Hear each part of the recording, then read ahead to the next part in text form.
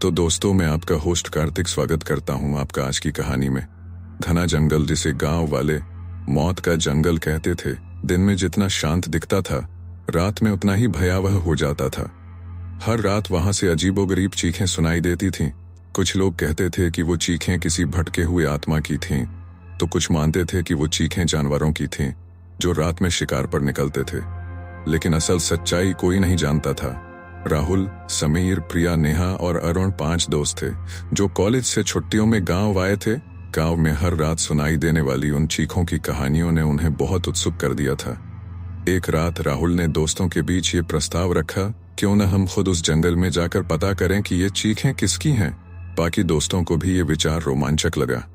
थोड़ा डर जरूर था, लेकिन उन्हें लगा कि वो बस गांव वालों की अंधविश्वास की कहानियां होंगी। अरुण, जो सबसे ज्यादा डरपोक था, पहले तो पीछे हटना चाहता था, लेकिन दोस्तों के दबाव में आकर वो भी तैयार हो गया। रात के 10 बजे का समय था और सभी दोस्त अपनी टॉर्च और कुछ जरूरी सामान लेकर जंगल की ओर निकल पड़े। चांदनी रात थी, लेकिन पेड़ों के घने होने की वजह से जंगल के अंदर घुप अंधेरा छाया हुआ था। पहले तो सब हंसते मजाक करते हुए आगे बढ़ रहे थे, लेकिन जैसे जैसे जंगल की गहराई में जाते गए, उनकी हंसी ठंडी पड़ने लगी। चारों ओर बस पेड़ों की सरसराहट और अजीब सन्नाटा था। अचानक एक तीखी चीख गूंज उठी। सब चौंक गए और डर के मारे रुक गए। वो चीख उनके ठीक सामने वाले दिशा से आ रही थी। समीर ने कहा, ये वही चीख है जिसके बारे में गांव वाले बात करते थे। प्रिया ने डरते हुए कहा, क्या हमें वापस नहीं जाना चाहिए? ये जगह अजीब लग रही है। लेकिन राहुल, जो हमेशा साहसी रहा था, बोला, हम इतने दूर आ गए हैं, अब वापस जाना बेवकूफी होगी। हमें सच्चाई जाननी चाहिए। आगे बढ़ते ही उन्हें रास्ते में एक पुराना टूटा फूटा मंदिर मिला। वो मंदिर देखने में बहुत प्राचीन और डरावना था। नेहा ने कहा, क्या ये वही मंदिर है जिसके बारे में दादी कहानियां सुनाती थीं? कहा जाता है कि यहाँ किसी साधु ने तंत्र मंत्र किया था और तभी से ये जगह श्रापित हो गई है। अचानक हवा की गति तेज हो गई और चारों ओर अजीब सी सरसराहट होने लगी। उन्हें ऐसा लगने लगा जैसे कोई अदृश्य शक्ति उनके चारों ओर घूम रही हो। समीर को अचानक ऐसा महसूस हुआ जैसे किसी ने उसके कंधे पर हाथ रखा हो।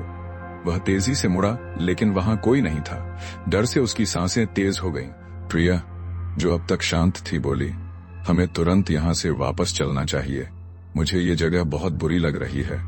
राहुल भी थोड़ा असमंजस में था, लेकिन उसने खुद को संभाला और बोला, शायद ये सब हमारा भ्रम है। हम सब एक साथ हैं, कुछ नहीं होगा। जैसे ही वे और आगे बढ़े, चीखें और तेज होती चली गईं। अब ऐसा लग रहा था जैसे चीखें उनके चारों ओर से आ रही हों। चारों ओर अंधेरा इतना घना था कि उनकी टॉर्च की रोशनी भी बेअसर लग रही थी। अचानक अरुण की टॉर्च बंद हो गई। उसने उसे चालू करने की बहुत कोशिश की, लेकिन वह टॉर्च काम नहीं कर रही थी। इसी बीच समीर को दूर एक परछाई दिखाई दी। वह चौंक कर बोला, देखो, वहां कोई है। सबने उसकी ओर देखा, लेकिन उन्हें कुछ नजर नहीं आया। लेकिन समीर अड़ गया कि उसने किसी को देखा था। धीरे धीरे सबको एहसास हुआ कि कुछ न कुछ अजीब हो रहा है।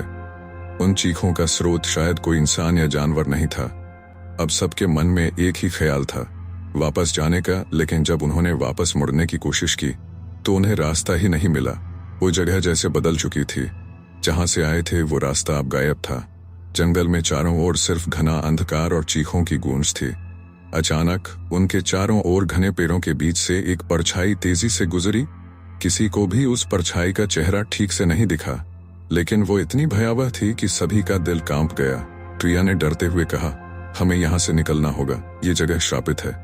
राहुल ने कहा, लेकिन हम अब फंस चुके हैं, रास्ता ही नहीं मिल रहा। समीर ने कहा, ये जगह खुद हमें घेर रही है, हम जहाँ जाते हैं वहीं कुछ अजीब हो जाता है। नेहा ने डरते हुए कहा, क्या हो अगर ये जंगल की आत्माएं हैं जो हमें यहाँ रोकने की कोशिश कर रही हैं? आखिरकार जब सभी थक चुके थे और डर के मारे कांप रहे थे, उन्होंने वही मंदिर फिर से देखा। उन्हें ऐसा लगने लगा जैसे वे बार बार उसी जगह पर लौट रहे हैं। और तभी एक अंतिम चीख इतनी जोरदार और भयानक गूंज उठी कि सबके रोंगटे खड़े हो गए। वो चीख ऐसी थी जैसे किसी ने अपनी पूरी ताकत से मदद की गुहार लगाई हो। और फिर सब शांत हो गया, न कोई चीख, न कोई परछाई। सुबह की पहली किरण के साथ जब गांव वाले जंगल के पास पहुंचे तो उन्हें उन दोस्तों का कोई नामो निशान नहीं मिला। सिर्फ मंदिर के पास कुछ जले हुए पेड़ों और मिट्टी पर कुछ अजीब निशान थे। गांव वाले आज तक ये नहीं जान पाए कि उन दोस्तों का क्या हुआ, लेकिन हर रात उस जंगल से चीखें आज भी सुनाई देती हैं। क्या वे चीखें उन्हीं दोस्तों की थीं जो अब उस जंगल का हिस्सा बन चुके थे, या फिर वहां कुछ और ही भयावह था जो उस घने जंगल की सच्चाई छुपाए हुए था? इसका जवाब आज भी किसी के पास नहीं है। तो दोस्तों, आज की कहानी में इतना ही। आपको कहानी कैसी लगी कमेंट करके जरूर बताएं और चैनल को सब्सक्राइब करें। धन्यवाद।